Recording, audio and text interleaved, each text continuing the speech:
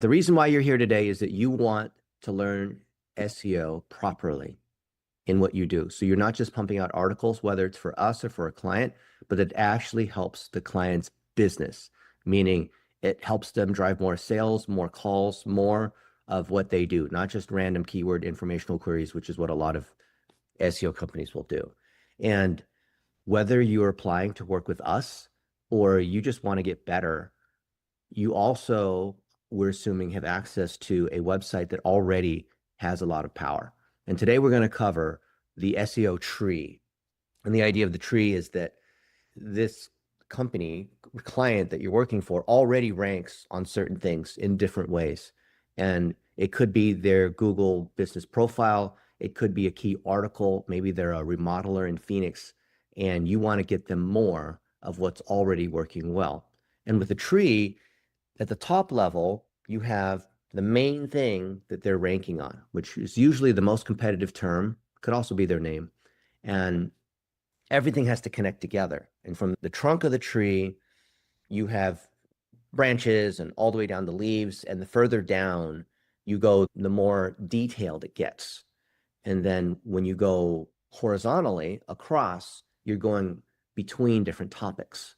So the reason why this tree structure is important is that if you repurpose a video into an article of some sort and it has no regard for how it sits in the tree, then it actually hurts us. It can actually create confusion with Google and ChatGPT because it's just by itself. It's not linking to the related topics. It's trying to replace or compete with the main topic that you're trying to write on. Or maybe most often you're writing an article or repurposing a video into an article that's a specific example of implementation. So that example should link to the main authority article and maybe link to some related examples and link to other related concepts. So, the idea of that content, how does it fit within the tree? And how do you maybe even tweak the other articles within the tree to include some of those examples or link to that new thing you have instead of just creating links from that new article, which is a leaf. And sometimes you get new content and it shouldn't even be a new article. It should just enhance existing content. So everything has to fit within the context of this tree. And today we have Dylan Haugen with us, and he is our head of content. So whether you talk to him or talk to Jennifer, who's our article grader, if you're internally on our team, this is for you so that you're not just pumping out lots and lots of articles because you're not being paid on articles, but that we actually drive business results. So glad you're here. And you being here means that you are committed to doing the right thing that drives business performance, not just, oh, I added 10 links, which may or may not help. If anything, it'll probably hurt us. So Dylan, what do you think? Yeah, and like I said, guys, the biggest thing is just having everything reinforce itself. And so that's one thing that I had to learn at the start, not just kind of making the same thing over and over again, but having everything fit into this concept of the trees. For example, recently I wrote an article on my personal website about one of my friends, Travis, just honoring him, sharing an experience that I had with him on my podcast, sharing his story and stuff like that, because there's not much information about him out there. And so the goal was to just rank on his name. But then since that article has came out, I've done a few more things with him and he's done a few more notable things. For example, I went to North Carolina and stayed with him for 10 days and trained and did all these things. And so then I'm going back and reinforcing that. And then later on, when I'm converting the videos that I made from that trip and the videos that he's made since then into other articles, then at the end of the day, it's all going to reinforce that big topic article of who is Travis Reynolds. And then all those other ones will rank on the more specific things. And so it's a very cool concept of the tree. Everything has to reinforce itself. Otherwise, you're just making a bunch of random things and they won't actually end up providing anything. Yeah, and hurting us. It confuses ChatGPT as well. So when you write an article honoring Travis Reynolds, it could be because you guys were together in North Carolina. Now, let's say, Dylan, you assign this to someone else to work on this, but if they don't know the difference between professional dunking versus playing basketball, they might not process that video the right way, or the images of you guys dunking, or the social media post to put into the article, because they don't have context. And that's why we call this learn, do, teach. The idea that if you are turning a video into an article, you're actually teaching, even though you might not realize that. So if you don't understand the topic, which is the number one VA mistake, the goals, content, and targeting, how it all fits, who the other dunkers are, who Dylan Haugen is, and the relationship to Travis Reynolds. And if Travis Reynolds was already on the Dunk Talk podcast hosted by Dylan, like these are other key contextual things that are one part of the tree, in this case, the Dunk Talk podcast. And if you're not aware of why Dylan does that, or who the other dunkers are, or why they go to these competitions, and which kinds of awards and prizes and money they might win, then you wouldn't be able to properly repurpose that video. Even if you're really good at Adobe Premiere and really good at whatever technical tool, you have to understand not only what's going on in that particular article or video or set of snippets of content, but the overall goals, content, and targeting for that topic, all the related content for that topic. And that's something 99% of people attempting to do SEO don't understand. And you might think, yeah, but I don't need to understand anything about dunking because I know about SEO. So what do you say to that, Dylan? Yeah, exactly. And so as you said, number one VA mistake, and just going deeper into that example, when it comes to editing an article like that, when I'm doing it, I'm not just taking the video and just telling ChatGPT, hey, go out and do this. Obviously, that's one of the steps, is getting that first draft. But then from there, it's pulling in other examples and making, again, this big tree to connect everything. And if you don't understand all the things that go into it, like you were saying, then you're, again, just going to be creating a big block of content, which at the end of the day isn't going to convert or really do anything. And an example of that is we're talking about an event or something like that in the podcast. And then I remember, oh, I interviewed this other person that was also in the event. And then I can link to that person's name and to that podcast that we did. But if the person that's processing the video doesn't understand those things and doesn't understand that those things have happened, then they're not going to be able to make those connections, and those connections that aren't necessarily mentioned. And so I think that's one thing that I've learned a lot, not just taking an article, throwing it in there and just having it be repurposed into the article. It's instead knowing those other things, like, oh, we're talking about the two-sided network here. However, this also ties into our AI apprenticeship program, and we want to drive sales for that and train up more young adults. And so making those connections that aren't necessarily stated in the source video, they are relevant if you actually understand the core concept of it, and then being able to link to those and reinforce everything. I think that's kind of the main point there. Yeah. And so to finish out slide one, which is context over chaos, the main point is that when you take a piece of content or a video or whatnot, and you just use ChatGPT or whatever your favorite tool is, or whatever your favorite SEO tools are, there's tons of plugins, tons of analytics tools. You could be super skilled at those particular tools, but if you don't understand the business side, you're not going to be able to make money off of that video or article. And that means, in most cases, making more money for that client. So I was at a retreat a few days ago in Idaho. It was startups with Stu, and a lot of LDS entrepreneurs were there. The founder of Murphy Door, Jeremy Barker, right? Stuart Draper, who sold Stu Kent for high double-digit millions earlier this year. Some other people who just got back from their missions, 2 years of telling the world about Jesus, knocking on doors and selling pest control. And without understanding that context, we wouldn't be able to write an article that properly honored the other people we met at that mastermind. And even if we did write an okay article, because deep research on ChatGPT or all these other tools, in order for that to be a valuable article, it has to make money somehow. So it would have to link to our AI apprentice program, which is related, like Dylan mentioned just now. It would have to link to the 4-stage content factory, which is how we process content all the way through, which even we're honoring ourselves using this raw video. It would link to how do you start a podcast and interview somebody? Because I interviewed Sam McLeod on my podcast, The Coach U Show.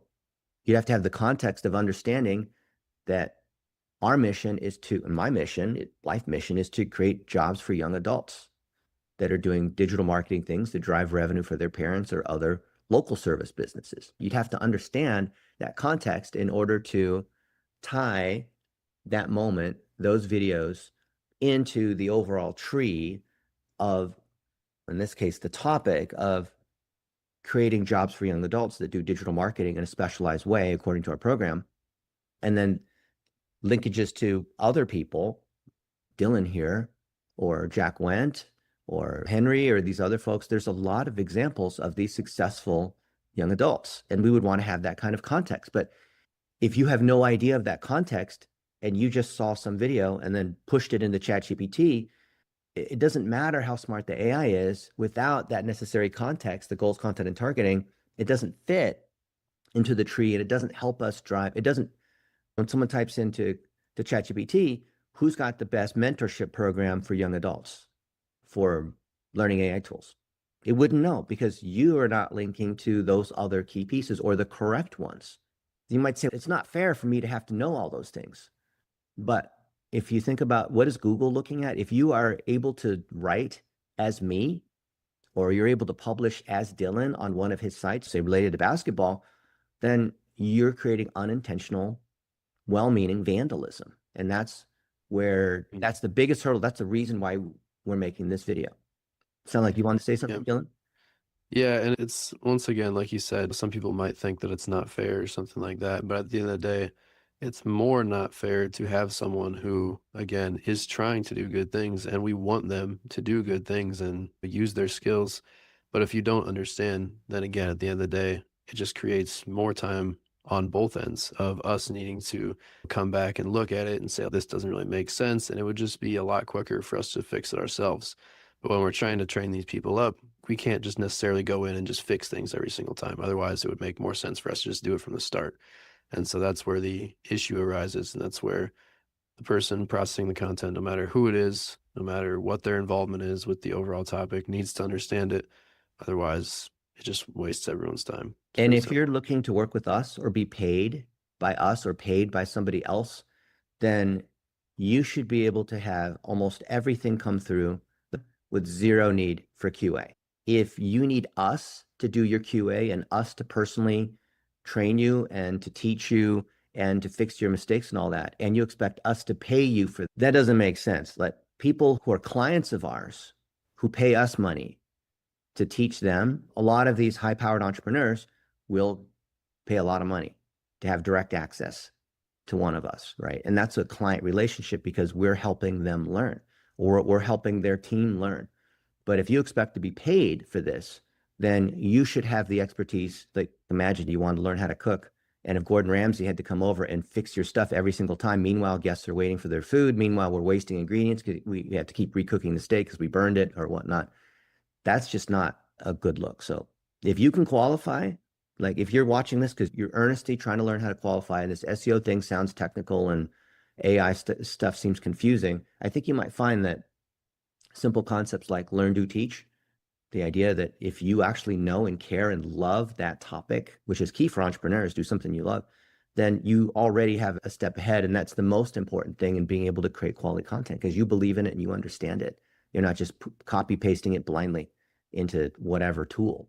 So that's context over chaos, slide 1. Slide 2 is the quick answer. And actually, let me back up. On slide 1, the article to go further, which everyone should study, don't just skip past it, is the #1 VA mistake and how to avoid it. If you skip past it and you're trying to work with us, we're not going to ask you whether you read the article or whether you studied it. We'll know because of your submission. We can, like, everyone who knows how to do this will look at your work and they can tell that you haven't read that, because you're going to make the basic mistakes that we pointed out in there. We write these articles and make these videos because we see certain mistakes repeated over and over again.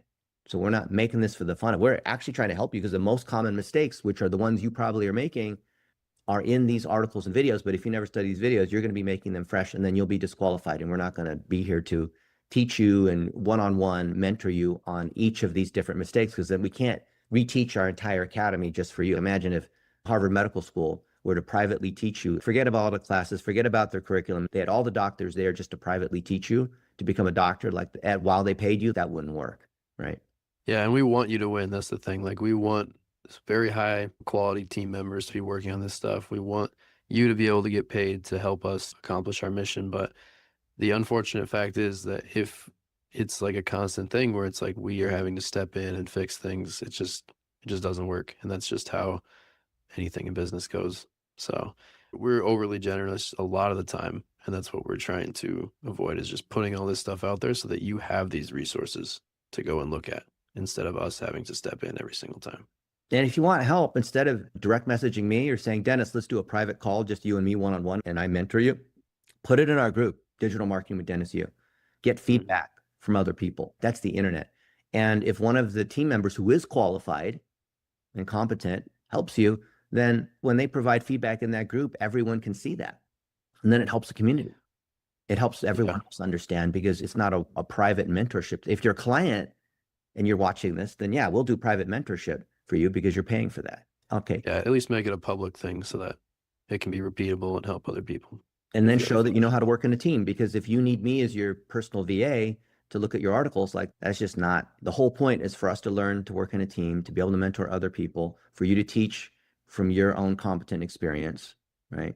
Instead of being what's called a squeaky wheel and causing problems. I don't want to overly focus on that because it sounds negative, because everyone that Dylan has brought through the program of his friends, I think 3 people, all of them have qualified and they're excellent.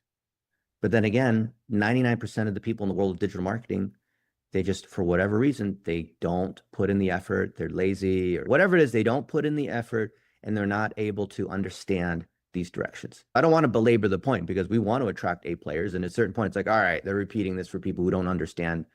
I don't want to make it that way. All right, number 2 is EEAT. And the key article there is, I love to eat. And this is Google standards. It's called EEAT, is experience, expertise, authority, trust. It used to be EAT. They added the E, the extra E, so it's double EAT.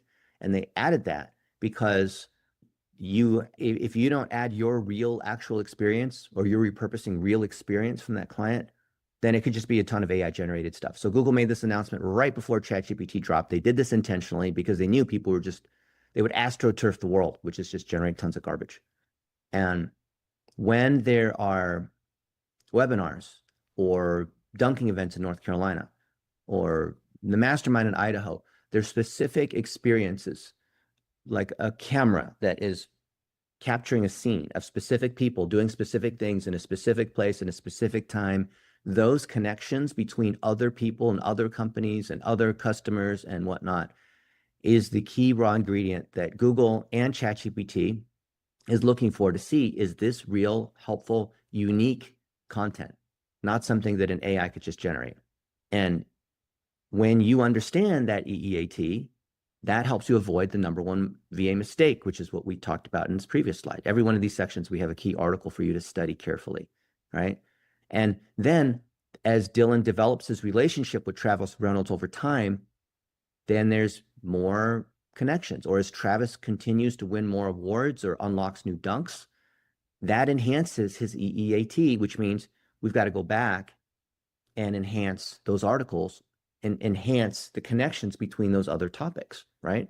So if we do something with Jordan Kilgannon, and Jordan Kilgannon has met with Dylan and talked with Travis and other folks, those are more connections that need to be associated and maintained. So it's not just you put an article out there, it's more important, the maintenance and improving of the overall tree, than it is to just put new leaves out, if that makes sense. So before you even start publishing an article, consider what's already doing the best, what's already making money, driving traffic for that business. If you're doing it for us on the Blitzmetrics site or doing it on the free ebook site, you have to have that context of what's already ranking, so you don't create competing articles, so you understand how to leverage, how to amplify, get more traffic, rank better on things that already are winning, right? So a new article in support of that. Rarely are you going to get a new video that is going to be for a new topic. Pretty much all the topics have been covered. We can make existing topics better. We can put more examples, which is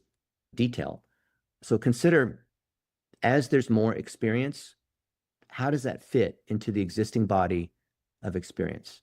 And understand that with this SEO tree, moving up is in higher authority, moving down is in the more detail, and moving across is when you have related concepts. We should even make a quiz out of that. We could run this discussion through ChatGPT and say, hey, ChatGPT, generate 2 simple questions just to show people are paying attention as a quiz for each of these chapters. What do you say, Dylan? Yeah, I think that'd be a good idea. But yeah, I think another big point in that section there is the thinking clusters part. A lot of times, once again, there's no topic at this point that hasn't been covered for us. And if there is, then even then, we're still going to be thinking in clusters. We're going to be thinking of one big article that describes what the thing is. We're going to be thinking of packages, courses, things like that. And all these things need to come together and make sense in a way that actually drives performance for us in our business. And so I think, yeah, just thinking in clusters is the really important point from the section mainly. And like you said, clusters in terms of related content. So for example, in the next few days, we're about to publish a book, The Ultimate Guide on How to Get a Google Knowledge Panel or something like that. And it shows step by step, how do you do this thing? We've got tons of articles, tons of videos, tons of Zoom calls where we've recorded how to do that, and that we can then repurpose into a book. And by putting the book out there for whatever the minimum price is basically necessary to put it on Amazon, let's say it's $10 or something like that. It's not like we're going to try to make money on the book, but by putting our knowledge out there and showing that we've done it for a lot of high-powered entrepreneurs, will then drive sales of our packages. People will pay us $6,000 or whatnot to do it for them because they don't want to read the book and all this and that. So think about, as we're demonstrating examples, let's say a plumber in Easton, Pennsylvania, South Sciorda of Plumbing Pros, we're demonstrating, here's how he fixes a broken pipe. Here's how he repairs some kind of plumbing thing. That by putting all that experience out there, we repurpose that into many kinds of content, social media snippets and articles and Google business profiles and a book. We created a book for him, forgot the title of it. But if you're not aware of those other related assets that then cause Sal to rank on Plumber, Easton, Pennsylvania, commercial plumbing, city name, then that content stands alone. So think about how that tree fits together. And like Dylan said, these clusters. But if you're not aware of how he makes money and what those other URLs are, the book, the podcast, his YouTube channel, then you're not able to tie those things together. And it's not just the type of assets that we're repurposing, it's also related content and content usually that's higher up in authority, such as the location service pages. So when we have examples of Sal doing certain things in certain areas like broken toilet, Easton, Pennsylvania, that might link to the location service page for Easton, Pennsylvania plumber, right? So you have to understand how it fits together. Slide 3, the content factory. There's 4 stages in this content factory. There's articles on it, obviously, for every one of these things here. We know that we produce, which is not what you do, but what the client does, whoever's recording these videos, usually like a podcast, because that allows us to rank on that person's name and our name, and they have authority, so we're leveraging their authority. Produce, process, which is what you're doing here, which is taking the video and turning it into articles and snippets and all these kinds of YouTube shorts. Posting, which is putting it on multiple channels, which comes from processing, usually very light processing, sometimes no processing at all. Like I might just post a raw video straight up on LinkedIn or Facebook or YouTube, and promoting, which is then we run ads, we ask for feedback, people give us positive mentions, we include that, enhance the article. All these things from putting stuff out there is promoting, not just running $1-a-day ads. I gave you a quick summary of the content factory. Look at how those pieces fit together, because when you are processing, you're in stage 2, raw content, and you might do this for a high-powered entrepreneur. You want to be able to see that all the way through, to be able to post it and to be able to promote it. Why? Because if you understand the goals, content, and targeting, which we talked about here in phase 1 and slide 1, and you understand the connections with all the rest of the other content, which is about EEAT and the clusters like Dylan talked about, then you understand you're the best positioned person to be able to run ads, because you understand how that client or how that website makes money, right? So you're not just, all I do is I just edit the video, or all I do is I do technical SEO via my favorite technical SEO tool. You got to see it all the way through. The power is when you see it all the way through to the end, that's where the revenue comes through. You have to understand all 4 stages of the content factory, which means there's a lot of, you have to be able to go across a lot of things in digital marketing. Like you've got to understand ads and organic, and understand what makes a powerful video, understand the other videos and pieces of content across these other channels. So you have to understand Facebook and ChatGPT and LinkedIn and Instagram and all these other channels, because we're taking that same core goals, content, and targeting, the mission, the meaning, what makes that content valuable. And we're pushing it through these other channels. These other channels are a little bit different because of the nature of the formatting. Like Instagram is different than LinkedIn, is different than whatever, a blog post, but it's still the same goals, content, and targeting, but the channels make it a different format. Yeah, I think the big thing that you mentioned there was not being like too rigid on this is the one thing I do and just being open to learning. And so this was one thing Henry at the start of his just going through the onboarding process and learning things like that, he only knew how to do very basic video editing and stuff like that. Yeah. And for a while, I was just doing the part like he would edit the videos, and then I would go and post them for the clients and things like that. And at the end of the day, that just doesn't make a ton of sense. It makes a lot more sense for the person who is processing the content and already understands it to go out and do all those other things. And it's really not that hard. Like taking a video that's already done and putting it on YouTube is very simple. And it's just one of those things that once you do it once, super easy. Same thing with boosting posts. Once you do it once, super easy. Yeah, I think that's the main thing, just being open to learning and being open to doing all different parts of it.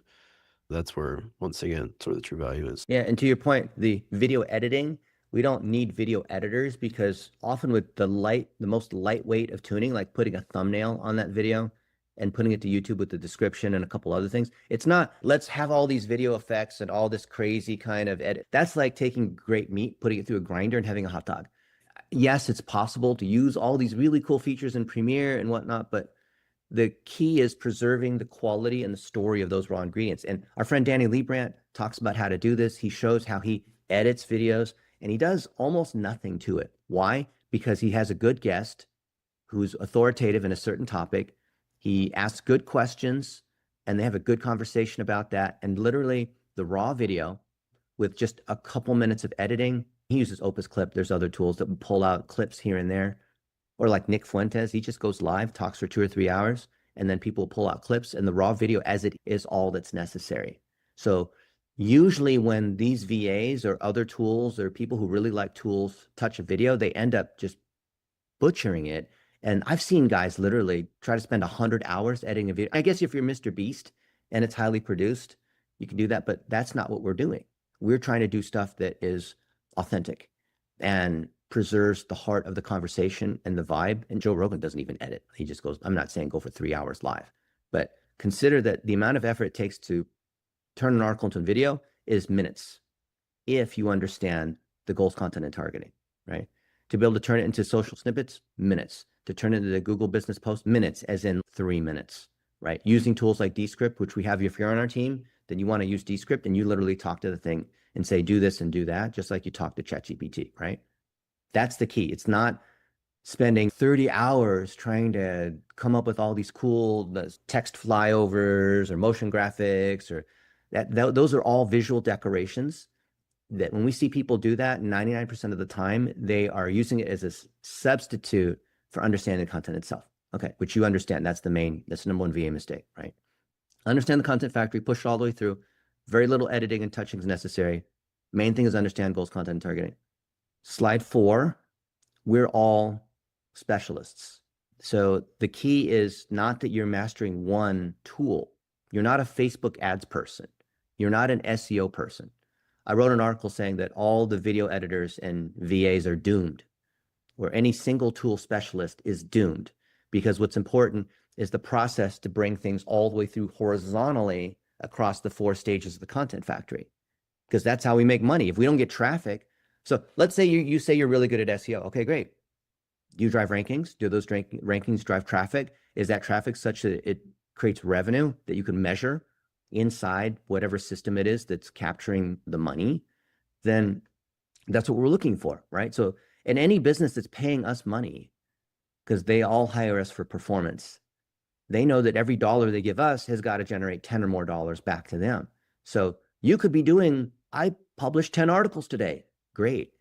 Is that driving more rankings that turn into traffic that turns into revenue, which you can directly, incrementally attribute to your efforts?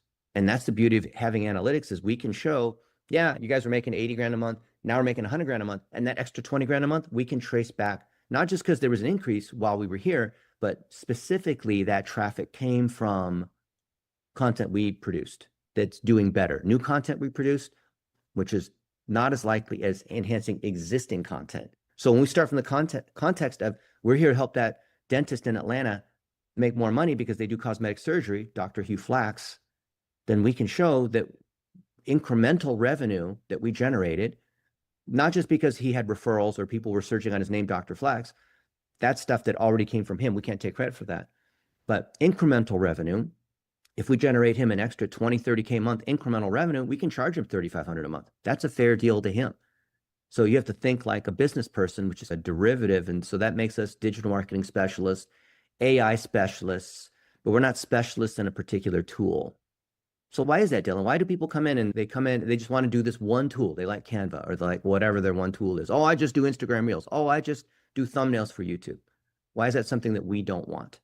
Yeah, of course, it's a lot easier to just learn one thing, but again, it's the seeing it all the way through that's the very important part. If I just like even just in your own work, like if I record a podcast and then I just put it off and don't edit it or don't process it or whatever, and just every single step takes longer in my team of one, imagine how much different it is in a team of multiple people where you expect one person to do one thing and then it gets pushed to the next person, and then there's a buffer of 2 to 3 days, and then they finally process it, and then the next person has to post it. It's way easier if you just take a little bit of time and just learn how to use these different tools, because so many of them literally have these AI integrations now, like Descript. You can literally just talk to the thing. You could know nothing and you could tell it like, hey, I'm completely new to this. What do I do? And it'll literally just tell you what to do. It's super simple. Yeah. And so over time, it saves more time if you just understand these things instead of having these constant like periods of being in between people trying to complete one, like quite honestly, simple task most of the time. So in our office hours trainings, live weekly trainings on Thursday, Yeah. I've demonstrated creating a video live on the spot and then running it through the Content Factory in 8 minutes flat, all the way through. I record the piece of content, I process it in Descript, I turn it into a blog post, I share that on social media, I run an ad against it. I ran through all 4 stages and it was very lightly edited. Yes, in Descript, I can press one button for studio sound to clean the audio. I can press one button to get rid of all the ums and ahs. I can press one button to clean up certain things. And now that Descript, which is like a Swiss Army knife of a Microsoft Office of all these things together, integrates with transistors. So it can take that video and automatically push it across all the podcast networks. So we don't have to do that manually. That's just one button. It automatically has integration with the remote video recording tool that they bought, right? So that they're just trying to make it so that if you put the content in there, it'll summarize it, it'll edit it, it'll pull out clips, it'll do all these things. And that's what we want to do. That's why we use Descript. I'm not averse to using other tools, but it's not that we want a particular tool that's really good at motion blurs or whatever it is. It's to be able to get stuff all the way through. And like Dylan said, if each time it has to pass through, you do one little part, then you got to pass to someone else that goes in their queue. Then they have to it'll be like 3 months before we get something out versus minutes. We can process something to get it out. And it's not because we're just trying to rush through and get something done in a few minutes. It's because it would be wasteful to take that amount of time because we can't iterate. We can't learn if it takes months and months to get something out. Meanwhile, some VA is working on what they believe is going to be their masterpiece, and they want to build 200 hours on one particular video that 3 months later, ta-da, here it is. That 200 hours is a waste. Yeah, but I expect to be paid because my time's valuable. Yeah, we got to iterate. We have to learn quickly and adjust. We're not building a space shuttle here where everything's got to be perfect before launching. We can launch stuff and test it and get immediate feedback, which is the whole point of what we do with analytics in this Content Factory. So think like a tree, slide 5. So let's talk about a real example of how things go up, down, and sideways. We're meeting later this afternoon with the founder of Murphy Door. And the SEO tools, in this case, Ahrefs, tells us there's 18,000 people a month that are looking for a Murphy Door. This company does $107 million a year, and they're growing. And you can see that, like, before you touch any of their content, you have to understand who they are, right? So Murphy Door does hidden doors, bookcase doors, right? It looks like a bookcase. You swing it. That's pretty cool. Goes into the hidden room. These things are expensive, right? Okay. Lots of customers. Jeremy's the founder of this. Lots of great reviews. I think they're in Home Depot now. All of this. So of course they rank on Murphy Door because they're the ones who basically invented the category. And we can see that they rank on a lot of keywords. So we're establishing the overall context. We're understanding the tree first. And the toolbar said 56,000, but when you look at the toolbar is not updated data. So here it's showing 88,000. So most of their traffic comes on Murphy Doors, which is a slightly different search, hidden door, because they don't know it's a Murphy door, or Murphy bed, which is a hidden bed that folds down. And you can see they rank number 1 on their name. Most of the sales come from here, and they have a lot of search features, of course. And you can see it works in other countries as well. In Canada, Murphy door, which is not the same thing. You want to have it in oak. You want to have a certain bookcase, hidden pantry door, right? And these all go towards here, like the Murphy bed. So you can see that for these searches, there are different articles, and these are going to be high-level topical articles. There's the homepage, of course. Homepage is the root of the tree, right? Then there's topics like the Murphy door or the Murphy bed, right? And then we get down to the Murphy bed with a desk. So this is a subtopic within the topic of Murphy bed, right? So if I wanted to enhance Murphy bed desk, right? You see how Murphy bed desk is a subset of Murphy bed, right? If he made a video, or here's an example of 20 amazing Murphy bed desks, but it didn't link back or fit within the tree, tying back to the Murphy bed, because this is a Murphy bed with a desk, then it would create vandalism, because it needs to intersect all the way up with the rest of the trunk until eventually it goes back to the root, which is Murphy door, right? murphydoor.com, just the site. So this article, if we were working on this for Jeremy, and we see this already ranks on Murphy bed with a desk, then how do we make this better? This actually has very few examples of a Murphy bed with a desk. Yes, there's a picture here, right? And it shows how it folds up, and you can buy it for $4,000 online, and then they ship it to you, and maybe they assemble it or something like that, right? But to make this better, this has to fit within the context of a Murphy bed with a desk, which is what this URL is trying to rank on. Every single page should rank on something separate. That is a key fundamental concept of SEO. If you have another article if you're writing an article and you're trying to rank on something that we already rank on, that's a key sign that you're not considering what the other articles are or what the overall SEO tree is. Like, that should be in bold and underline. Every article needs to rank on something different, right? The Murphy desk bed shouldn't try to rank against these other kinds of Murphy beds, right? There could be a lot of examples of Murphy bed desks, which can be blog posts that link back to this product page. And then we can see this product page ranks on 229 keywords, even though the overall site has the 80,000. So this page alone ranks on these keywords. You can see they only launched this page a couple months ago, and they rank on all these related terms. A wall bed. Yeah, a Murphy bed is a wall bed because it's the one that folds down. It's synonymous with the Murphy bed. But they lost it. Why? Because we probably didn't say wall bed in there. Or full-size Murphy bed or queen Murphy bed. So now you can see that though this is more like branches that eventually connect all the way up to the trunk and then all the way to the root, right? You see what I'm saying? Like, you go and then all the way down to what would be like a leaf. You see here, Murphy bed with desk and storage, or like a very specific thing that then goes back to the branch, which is the Murphy bed with the desk, which goes to the big limb, which is the Murphy bed, which then goes to the whole tree, which is the whole company, right? And I know this is it's a detailed query, right? There's not that many people, 400 some per month, compared to the thousands and thousands on the bigger queries. And the keyword difficulty is lower. So that's a key signal that when it's low competition, that's probably a leaf, right? Because the leaf goes to the branch, which goes to the limb, you see what I'm saying? The whole tree, right? It has to intersect with the rest of the tree. Now, maybe on a related branch. So here we have Queen Murphy bed with a desk.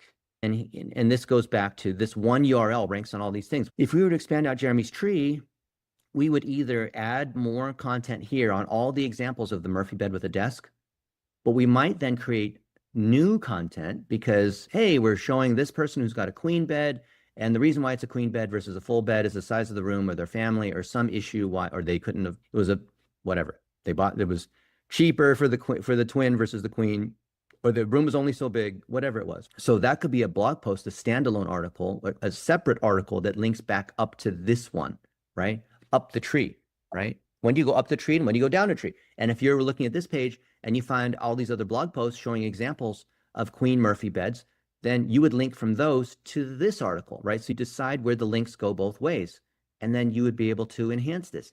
Now, does this really have enough information? Not really.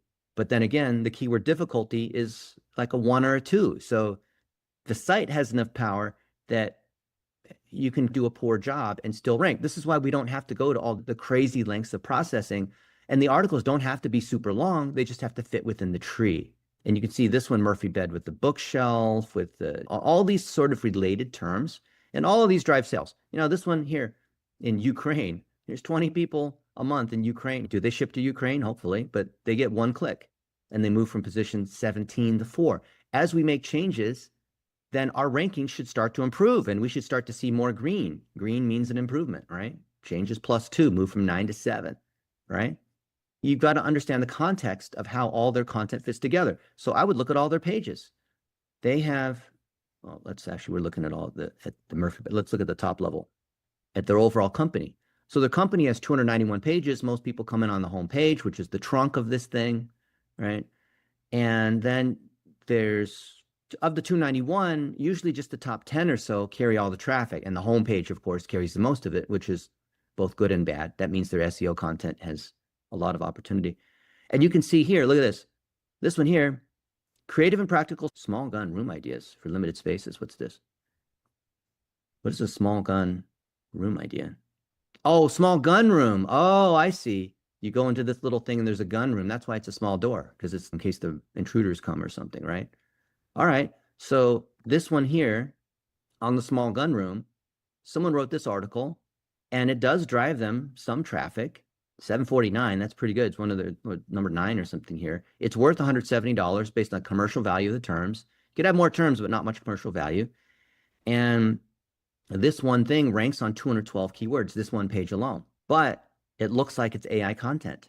How would ChatGPT or whoever determine that it looks like AI content? We know, because you run it through the AI and say, what are the giveaway signs that it's AI content? So it still ranks even though they're using AI. And that's why a lot of these AI expert guru people will say, oh yeah, I'm using AI. I don't even have to touch anything and it ranks. And yeah, and then they get cratered later. So we like to do things by the book. So this is not good. Yes, it's working. Just like our guy, Jeremy Maher in Phoenix, who does the Phoenix home remodeling. There are a lot of black hat stuff. We're replacing that. Yes, the black hat has worked, but eventually they get crushed. Eventually, they always get found out. So you see, we go all the way down. If you're making the number 1 VA mistake, if you're making the mistakes that we're talking about here in this training, then you might work on this murphydoor.com/collections, because the video came in and you decided you would just turn it into an article, but the article doesn't rank on anything. The article doesn't drive any traffic. It doesn't make the client any money. This is not one that you should work on. All these ones that have no traffic, you don't want to work on these.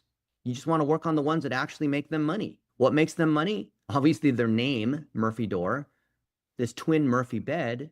If they're asking for a twin Murphy bed, they probably aren't asking for Murphy Door. So sometimes you have a client where their name is the thing itself. So it's like confusing. If they're called like Denver Chiropractic, is someone looking for that company, Denver Chiropractic, or are they looking for a chiropractor in Denver? It's like hard to tell sometimes, right? So here, someone's looking for a Murphy bed that's a twin. We could easily improve this one, right? This is getting a lot of traffic. And if we apply all the stuff with the Content Factory and we drive more sales because we track it in their analytics and their point of sale, that's awesome for them, right? And so I look at these other ones. The idea of social amplification engine and Content Factory is what's working well. I'm going to get more out of it. People are asking questions about how do you build the Murphy door, hidden pantry door, right? If someone's looking for a hidden pantry door and we see who else is ranking on that, like we're ranking on it, but these other guys are ranking on it. How do we get ahead of that? And then there's YouTubes and Facebooks. And like what Dylan and I were talking about is you need to understand the context. People are looking at Instagram and Pinterest and other places to figure out. Maybe they're just dreaming on what it would be like if they were to do it. They don't have the money, but some people are, right? Maybe there's a video here. Maybe we can run ads against the video. We can run ads against anyone who's watched a particular video. We can make our own videos. If this video is already ranking, then let's study why this video is ranking. Back to the kitchen build. Welcome back to the kitchen build. And this guy's doing whatever it is. So he's selling stuff on his thing. Oh, he's just a creator. So he's not even mentioning Murphy door. He's showing how do you build your own Murphy door. The Murphy door, they don't own the idea of a Murphy door is it's not, they didn't invent the term. They just called it a Murphy door or Murphy, they didn't invent the term Murphy bed, right? So if we see what's going on here, his engagement, wow, this guy, almost 500,000 subs, blah, blah, blah. We'd have to understand, like this guy, you can see he's clearly building his own, right? He's not buying it from the Murphy Door Company. So people who are trying to do it themselves, maybe they're cheaper or they like to build their own cabinets, right? So you got to understand the context of that, right? That's the whole goals, content, and targeting. So we happen to rank number 1 on that, and we have other links to it. Can we pass links, like Dylan said, from other things that are related based on this SEO tree? We have to understand the tree of the power that comes from the root, the 47, all the way down to the page, which is a 2. Is the 2 enough to be able to compete? Yeah, probably, because most of these are keyword difficulty 1 and 2 on those terms. Notice how what I've done was I went across multiple areas of expertise. I was looking at video, I was looking at SEO metrics, I was understanding what the Murphy Door Company does related compared to like other people that are trying to build their own or other people that sell something similar. I was showing these related sorts of products. I was demonstrating an understanding of the tree from the leaves to the branches to the all the way up. Yeah, I think that's a great way to look at it with the one specific company that does a few different things and then kind of looking at each thing that they do and then branching out. It's a good example. Yeah. Okay, slide 6. So understand the goals, content, and targeting. Don't assume the client's going to fill out that form. We do have a form where the client can give us their goals, content, and targeting, but really clients come to us because we should demonstrate we understand that because they came to us through a referral. They came to us because we teach this GCT thing. So if you're working with us or you're working on our team, it's like working for Apple. If you don't know what an iPhone is, that's not good. So we should quickly be able to determine their GCT and be able to tell them, Jeremy, this is our understanding of your goals, content, and targeting. Is this right? Like you're mainly selling Murphy doors, but you have these beds, and you sell it for $3,000, $4,000. Our estimate is that from an ad standpoint, you could sell it for $250 to $300 to acquire a new customer because that's a 1 to 10 ROAS. Is that about right? And then that gives them the opportunity to be able to confirm that, yeah, that's 90% true, but also consider this and this, right? Now, the reason why we have these other forms and this other kind of training is some people want to do it themselves. That's great. They can do it for free. They can go through all our training, all the books, all that kind of stuff. They can run their own TikTok ads and make their own videos. They don't need to pay us anything. But if clients are paying us, then we have to give them a higher level of treatment. So that means we prepare in advance before we meet with them, before they even become a client or whatever. We have to have this stuff in advance because we wouldn't take them on as a client unless we know that there is a significant gap that we can win, unless we see that there's already content that's performing that we can just apply our content factory method and we know we're going to make them more money. As a doctor or surgeon in the emergency room, I wouldn't want to do surgery on somebody unless I diagnosed in advance what the issue was and I know I could save them. I'm not going to just say $50,000 for heart surgery. We don't even know if that's the case. Even if they say that's what it is, we need to use our own metrics and diagnose and determine that's the case. And then just like here, we show in the notes, do a site colon or Google that person or that brand or company to see what they already rank on and see like maybe that you'd be surprised at what people rank on and who they're associated with. And I think it's interesting. And then you come into a conversation prepared versus, oh, we'll get together, tell us what you do. Like you never want to do that because it shows you're lazy, right? You could say, hey, I noticed this and that in the last week. Hey, here's a piece of content that you produced, some video on Danny Liebrand's podcast. Wow, we should really repurpose that because it's driving you traffic and sales. What if we amplified the things that are already working? And they're like, oh, that's a good idea. Can you do that for us? Yes, we can. And now they're on the path to becoming a client. Okay. Slide 7, enhance versus create. So Dylan, when should people enhance an existing piece of content versus create new content? Yeah, I think we should always be enhancing our existing content. That's the main thing, is always enhancing the things that are out there. Like we mentioned a bunch of articles throughout our little slides here, like the #1 VA mistake, I love to EEAT, stuff like that. And so we want to be using this, what we're doing today. Like we just brought up the Murphy door thing. Like that's an example of us showing off all the things that we've been talking about. And so we're creating content that reinforces the other content. So every piece of content reinforces other content in a different way. Some of them are specific examples of us practicing what we preach. And then those, once again, are going to reinforce the bigger things like our one definitive article on the subject or the packages and services that we have around that topic.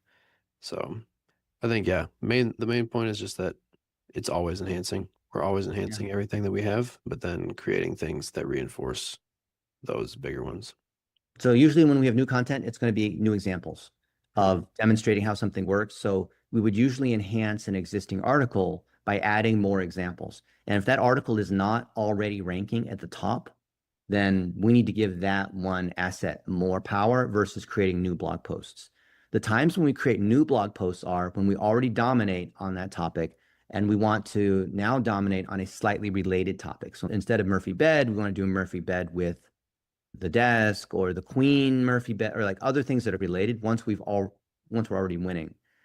And that's why you got to understand the existing body of content, because the new content, new videos, new examples that come in are probably going to enhance existing articles, not be a new standalone article. But people that want to qualify and join the team, because we don't want to give them admin on any of our websites or be able to publish as me, because that would be risky. But never want to give someone who wants to become a surgeon, here, there's a live patient, operate on them. You don't want it, that's too risky for everybody, right? So we allow them to create a new article, but most of the time we're not creating a new article. The main time we create a new article is if it's a podcast episode. Why? Because by definition, we're interviewing so-and-so, and that's going to be a whole 40-minute, whatever it is, just like this episode here. This will be its own web page and video and whatever, but it'll link to all the other things that we're talking about here, which is why in each of these slides, we're mentioning these related concepts. We're like literally explicitly demonstrating what we preach here by demonstrating the content tree in this discussion. Okay, so that's enhance versus create. Slide 8, internal linking rules. So inside Jennifer and inside our content factory guidelines and article submission guidelines, we say that there should be at least three internal links. You want links both ways. And they should not be click here as the anchor text, which is what's in blue. It should be something that's actually relevant, not because we're just trying to link for the sake of trying to find stuff that we think is related, but it has to be helpful to the user. Why? Because Google's looking at whether people actually click on those. They're looking at the clickstream behavior in the Chrome browser, which Chrome is owned by Google, to determine whether people are actually enjoying that content and finding it helpful. So you don't want to just pick anchor text on keywords that we want to rank on and just put a link on there. That's what most people do. And they're like, see, I built internal links. I built the 3 internal links. Check. No, is it actually helpful? Is that the most relevant thing? Is that something where when someone's reading that article, it actually makes sense for them to click on that to go further because it's helpful context, as opposed to I'm just trying to jam in as many links as possible mindlessly, right? And also the first link counts, which we know in SEO. If you link to that same article twice, then only the first one passes juice. Otherwise, if we had a money page or landing page to sell something, we could just link to it 10 times from an article. Obviously, it's not going to pass juice 10 times, right? Google knows. We've known that for 25 years. Even though a lot of SEO people think they can still do that. You can link multiple times if it's a landing page and you just want to reiterate, okay, this is the link to be able to buy the thing. You're doing it then as a call to action, not because you're trying to pass link juice or be helpful to that user in terms of here's more context, here's how to learn. You're doing it, you're linking twice in that case because usually it's a button, not a link, because you're saying, okay, if you're ready to buy, here's the link to get started. If you're ready to register, click on the big button, right? That technically is another link. But this whole thing with linking, we built a internal link tool, right? A custom GPT, but you could just as easily use Link Whisper, which is a partner of ours, or you could ask ChatGPT or Gemini or your favorite tool, hey, help us figure out how to do internal links the right way and give it some context, and it'll make recommendations, especially if you give it the SEO data and you give it, say, access to WordPress, which a lot of these tools allow you to do. It's not just about, oh, I have to hit these 3 links here. You don't want to go out and link to random things, but at the end of the day, it's just linking to things that are actually going to provide value to the person reading, as well as providing juice to the things that we want to elevate. So that's the main thing. And make it relevant. Like I saw one yesterday, someone submitted an article and it linked to the home page of Facebook, and then it linked to the home page of LinkedIn. That's clearly not relevant. That doesn't fit into any tree. Unless we own LinkedIn, why would we link to that? So we'd like to link to internal articles, but we can link to partners and link to clients because it's very specific and relevant. And very rarely do we link to the home page of that site, because if we're writing an article about something very specific, like how we got Jeremy a knowledge panel, I mean, if we're passing juice to him, we can link to, he's a CEO of Murphy Door, so we link to that, fine. But to be relevant and helpful, usually we're going to link to a topical page, not the home page. And we never link to the home page of Facebook or the home page of Google. Or like, why would we do that? That makes no sense for any reason. Okay. Example, slide 9, Plumber in Easton, Pennsylvania. So if we look at Plumbing Pros as a client, I love using client examples because we can link to them. We've increased their domain rating. The domain rating is really not that important because it's a metric that can be gamed because you can buy links from random places and claim you increased it. But this guy's a plumber in Easton, Pennsylvania, is one location. And thank goodness you can see there's been an increase over the last few months. An increase in the number of keywords and an increase in traffic doesn't necessarily mean that we're improving their business, because we could just rank on informational queries and not actually rank on things that drive real commercial intent. So if we look at the keywords, we see, thank goodness, the C, commercial intent. It's the name, which is a brand search that has commercial intent. Plumber in Easton, right? He's got plumber in his name, which we like to do that. We like companies that have what they do in their name. It's just easier. And it's got local intent too. We really like that. Plumber in Easton, Pennsylvania. We're in position 2. And it's the home page that's carrying it. So in this case, if we can strengthen this home page, right? This is the target that ranks on number 2. Here's the target, the reviews. Here's another target, your home's water pressure. So people have a question about water pressure. Does an expansion tank help with water pressure? Keyword difficulty 0. So pretty easy to win on. Informational query. This means people all across the United States are searching for this. Not many are in Easton, Pennsylvania, but that's okay, because if we still rank on this, then we're demonstrating to Google, and Google thinks that, yes, we know something about plumbing, even though we're helping out people who have informational queries that are not necessarily with local intent. This one in Phillipsburg, which is a neighboring town. Yeah, here's a location service page. We're ranking in position 11. So this one carries 0 authority of the 9. It ranks on 1 keyword, and it gets not even 1 search per month. It's an estimate, right? 0.71. So we have location service pages, right? See, you can see service areas, Bath, Nazareth, other places. Easton's the main one, which is why we put that first. We saw a VA that decided to go willy-nilly and just created tons and tons of location service pages, and that they were garbage, right? And most of these are actually garbage. We'll just look at one of them. Wind Gap, Pennsylvania. All right. Plumbing services in Wind Gap. At Plumbing Pros, we are proud to service Wind Gap. And so this is what they do. They don't know any better. They think they're doing great work. Plumbing work in Wind Gap. Reliable plumbing for rural and residential properties in Wind Gap. At Plumbing Pros, we deliver expert plumbing services homeowners across Wind Gap. Local Plumbing Pros for Wind Gap. Plumbing services in Wind Gap. So this guy went crazy. He spent a month doing this. He shouldn't be on the team, by the way, because I've already audited this, and he keeps spinning out more of these mindless location service pages.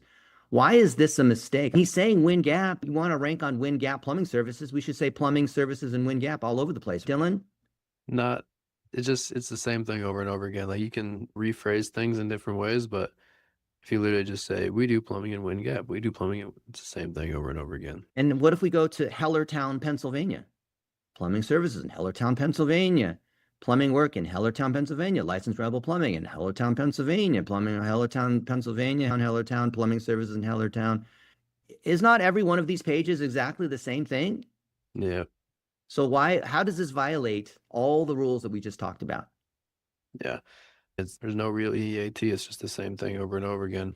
AI generated content, most likely. And again, we're trying to provide real examples of Sal and these people doing actual work, actual plumbing work in these different towns, and putting that on the local service pages, putting videos of him talking about, hey, like today I'm here with so-and-so in Hellertown and we're doing this project, and just showing the real things instead of just generating nonsense over and over again. Because at the end of the day, you can know you can know everything about quote unquote SEO, but if you don't actually show that you're doing the thing, then you're just wasting your time. And Google's pretty smart, because if we look at the pages that we have, because look, he's made a lot of pages, right? We have the home page, and then we have Easton, Pennsylvania, which is where most of his business is. If you look at the reviews, they're almost all from Easton, Pennsylvania, and he gets some of these in other cities. So this guy who didn't do MAA, who doesn't understand the context, doesn't understand what a plumber does, violates all the rules we talked about. You can see here, these service areas and like it's a high AI content flag, right? And these ones, they don't get any traffic. So he's created all these location service pages and none of them get any traffic. He's like, hey, I did 140 hours in the last couple of weeks or whatever it is, and I've spent hundreds, he's billed us hundreds of hours. And each time I said, look at MAA, metrics, analysis, action. The metrics are, it's AI content. Metrics are no traffic. Metrics are no rankings. The analysis is because they're all just repeating the same page over and over again, which anyone should be able to tell this page has no value. It's clearly designed to trick the search engines. It doesn't have EEAT. And like, where do we even start? It violates all the rules, right? I've seen hundreds of websites. Let's go to Tammy, Pennsylvania. I guarantee it's the same thing, right? Same thing, right? Over and over again, the same thing, right?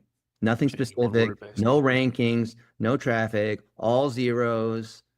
No matter what thing you look at, this is garbage, okay? Logically, it's garbage. Analytically, it's garbage.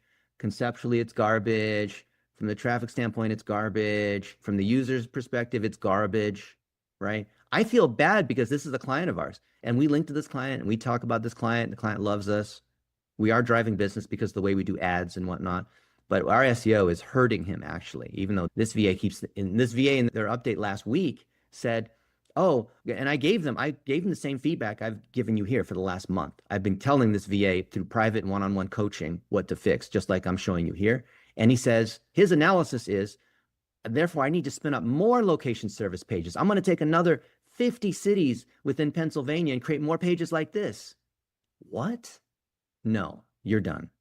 I've already done 3 in-depth private trainings explaining why you can't be doing this. No, you're done. Okay, I'll create 100 more location service pages. No, don't do that. Okay, you're just causing damage. Okay, it really is that simple. Like, you think SEO is difficult? You see how easy it is to spot that? If you have half of a brain, you are like, after the first minute, you already, okay, I get it. You don't have to beat the dead horse on why this is garbage. Banned phrases and fixes, these are common things. We've built it into our article guidelines. It's not just this, it's that. It's a game changer. It's no more fluff. Here's the real deal. Like, these are all these things that are common AI giveaways. So just don't do it. If you use ChatGPT or any of these tools, you already know what we're talking about. So don't do stuff that obviously looks like that, and use things that have facts in them, not just because we're submitting for knowledge panels, but real facts and real examples, because that shows that we can link to those, right? Because we have proof, which then links to the other leaf level examples of the detail, right? So all of our content pages, like a bio on an entrepreneur, should link to the detail on what that entrepreneur has done, not just, oh, they're a great entrepreneur and they love helping the community. Okay, real examples, right? I'm going to be interviewing Ethan Vandehey later this afternoon about what he's done for infinity doors and exteriors. And there's a lot of real examples of what they're doing in the community. He's going to show me those examples, and we're going to talk about the SEO impact of those. Slide 15, if you want to get a job, is your assignment. Go to the Facebook group, Digital Marketing with Dennis Yu. Pick a video that we've uploaded in the last couple of weeks and repurpose it into an article following our guidelines. Show that you understand this. Don't tell us that you do. Don't tell us you have 5 years of experience and you're so good and people love you and you made $100,000 a year in your last job. Great. Show us you can do it. And then we would love to hire you, or you could start your own agency, or you can do it for your own boss. You don't even have to work with us. You can use all the training, this stuff we're putting out here publicly on YouTube and websites and Instagram Reels and YouTube Shorts for little snippets we pull out of this. But either way, leverage what we have here. Ideally, if you're really good, we want to work with you. If you're an A player, we would love to see you grow and eventually have your own business and hire other people. And we're here to support you with the infrastructure and tools that we build. Use Jennifer to grade you if you're internally on our team. And folks like Dylan are continuing to advance and hiring more people, growing his team, growing his leadership skills. And all of you guys should strive to do that, because then you're making it bigger impact, which means your business is making more money and good things for everybody and our families and all that, right? So last slide, think about learn, do, teach. Think about how we're teaching from example, like we've done here. Think about how the folks who are best in their business, like Anthony Hill was a landscaper. He does great work and he's out and about cutting down trees and training his staff and buying new trucks for his people and talking to customers and pulling weeds out of the lawn in Bloomington, Indiana. There's tons and tons of proof of that. And there's tons of proof of him and I hanging out at the SeaWorld and wearing our silly hats and feeding the monkeys and walking the coast in San Diego and hanging out in Chicago at Perry Marshall's Mastermind. But consider that everything we do is based on proof. Apprenticeship, mentorship, what we do in our program is based on elevating people who are practitioners. And when they win, they cut us off a little piece of the dollar, right? We make them an extra $10,000. They pay us $1,000. That's a great deal, right? And we love working with businesses that they're doing $10, $20 million a year, because then they can pay us more, because a 10% increase on a $10 million businesses, we made them an extra million. That's a great thing. And just think about how all these principles that we're teaching here, yes, there's technical things to know, but the most important thing are these principles like goals, content, and targeting, EEAT, practicing what you preach, making a great user experience. And all of these are embodied in 9 principles that we call the 9 triangles, which of course you can Google or go to YouTube or ask ChatGPT about the 9 triangles. And when you understand that, you will be a successful business person, not just some worker, and you'll be able to advance through the levels like Dylan and other folks are doing. So I hope this helps you. This has been a long training, but imagine learning how to do it right the first time versus spending weeks and months and getting it wrong, not winning. A client pays you money and, oh, I'm winning. Ta-da, I could go celebrate and pop bottles at the club. Yeah, just because the client paid you money or you build 100 hours to us doesn't mean you won. You have to drive the result. You don't pop champagne bottles unless you're winning, like the client is winning, not just you got paid a lot of money. So think about what this means for you. Think about how if you believe in being an example to others because you do it competently, so then you can manage a team of other people who are also doing it competently, then I would love to work with you. I would love for you to join our team, not me personally managing you, but for you to be a team player and learn how to work with other people, work with clients and all that, and grow this mission of creating 1 million jobs. I think that really, if you guys watch this video, which you just did, of course, if you watch the 9 triangles video, if you watch the 2-sided network video, and you just understand these concepts, which overall like really aren't too difficult to understand if you really just dive into the content and try to understand them. Obviously, there's tons of other training and stuff out there that you can find for free, but if you can just understand a few of these things, you're immediately going to be 100 times more valuable when it comes to this stuff. And your time is going to be more effective, and it's going to help our time be more effective. It's going to help everything overall. And so we want to see you win, and that's why we're putting all this out there. But yeah, I want to see what you can do. Amen. And if you're an A player, we'd love to work with you. Maybe your parents own a business and they can buy the certification so that you can get certified and come through the training, get access to us so we can help you along the way and look at your weekly reports and help you with some of the technical things along the way. Or maybe you can't do that. Or maybe you're a broke college kid. You just got back from your mission or whatever. All the content is out here for free. You can participate in the group, which is free. There's 40,000 of us in this group. But don't think that's your competition, because most people don't do anything. So really, there's hardly any competition. Your competition is yourself on the ability to do good work. And I'd love to hear, what do you guys think? Leave a comment. Let us know how to improve it. A lot of folks, they come up to me at a conference or whatever and saying, yeah, I've been following you for years. We've never met before, but I've grown a business and wanted to thank you for the stuff that you put out there on $1 a day or repurposing content or all that kind of stuff. So we want to see you guys win. And if you believe in our mission and you can demonstrate competence, we would love to work with you. So take action. Let us know what you think. I think, Mr. Dylan, you're going to repurpose this into a few different things, and let's create more jobs. Let's do good work. Let's let the AI be a multiplier of our force, which is a multiplier of our income, because we're multiplying clients' income. Let's do it.